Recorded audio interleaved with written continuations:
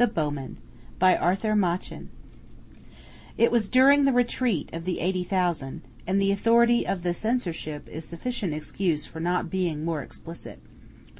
But it was on the most awful day of that awful time, on the day when ruin and disaster came so near that their shadow fell over London far away, and, without any certain news, the hearts of men failed within them and grew faint, as if the agony of the army in the battlefield had entered into their souls.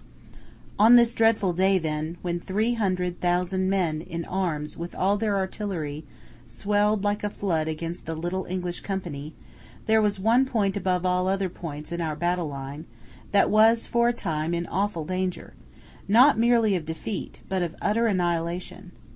With the permission of the censorship and of the military expert, this corner may perhaps be described as a salient, and if this angle were crushed and broken, then the English force as a whole would be shattered, the Allied left would be turned, and Sedan would inevitably follow.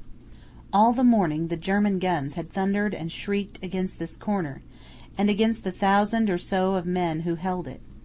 The men joked at the shells, and found funny names for them, and had bets about them, and greeted them with scraps of music-hall songs. But the shells came on and burst, and tore good Englishmen limb from limb, and tore brother from brother, and, as the heat of day increased, so did the fury of that terrific cannonade. There was no help, it seemed. The English artillery was good, but there was not nearly enough of it. It was being steadily battered into scrap iron. There comes a moment in a storm at sea when people say to one another, "It is at its worst. It can blow no harder." And then there is a blast 10 times more fierce than any before it. So it was in these British trenches. There were no stouter hearts in the whole world than the hearts of these men, but even they were appalled as this 7 times heated hell of German cannonade fell upon them and overwhelmed them and destroyed them.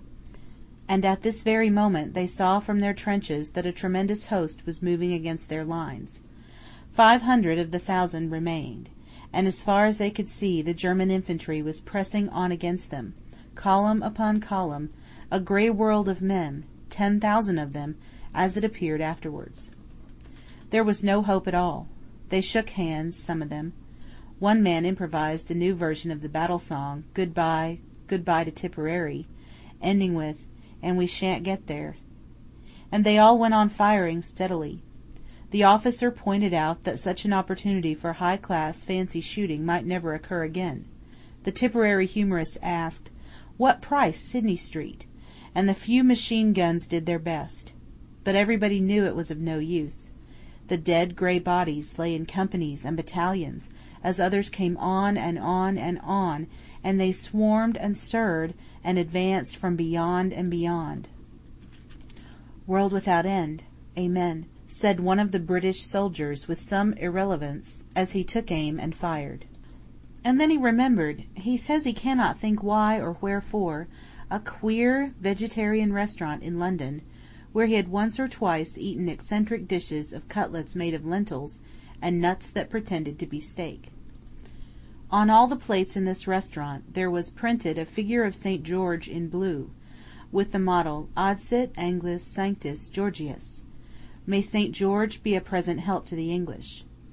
This soldier happened to know Latin and other useless things, and now, as he fired at his man in the grey advancing mass, 300 yards away, he uttered the pious vegetarian motto. He went on firing to the end, and at last Bill on his right hand had to clout him cheerfully over the head to make him stop, pointing out as he did so that the King's ammunition cost money and was not lightly to be wasted in drilling funny patterns into dead Germans. For as the Latin scholar uttered his invocation he felt something between a shudder and an electric shock pass through his body. The roar of the battle died down in his ears to a gentle murmur. Instead of it, he says, he heard a great voice and a shout louder than a thunder peal, crying, "Array, array, array!" His heart grew hot as a burning coal. It grew cold as ice within him, as it seemed to him that a tumult of voices answered to his summons. He heard, or seemed to hear, thousands shouting, "St. George! St. George!" "Ha, Messire, ha! Sweet Saint, grant us good deliverance!" "St. George for merry England!" Harrow, Harrow! Monsignor St. George, succour us! Ha! St. George! Ha! St. George! A long bow and a strong bow! Heaven's Knight, aid us! And as the soldier heard these voices he saw before him, beyond the trench, a long line of shapes, with a shining about them. They were like men who drew the bow, and with another shout their cloud of arrows flew singing and tingling through the air towards the German hosts. The other men in the trench were firing all the while. They had no hope, but they aimed just as if they had been shooting at Bisley. Suddenly one of them lifted up his voice in the plainest English. "God help us!" he bellowed to the man next to him, "but we're blooming marvels! Look at those grey gentlemen, look at them! Do you see them? They're not going down in dozens nor in hundreds, it's thousands, it is! Look, look, there's a regiment gone while I'm talking to you!" "Shut it!" the other soldier bellowed, taking aim. "What are you gassing about?" But he gulped with astonishment even as he spoke, for indeed the grey men were falling by the thousands. The English could hear the guttural scream of the German officers, the crackle of their revolvers as they shot the reluctant, and still line after line crashed to the earth.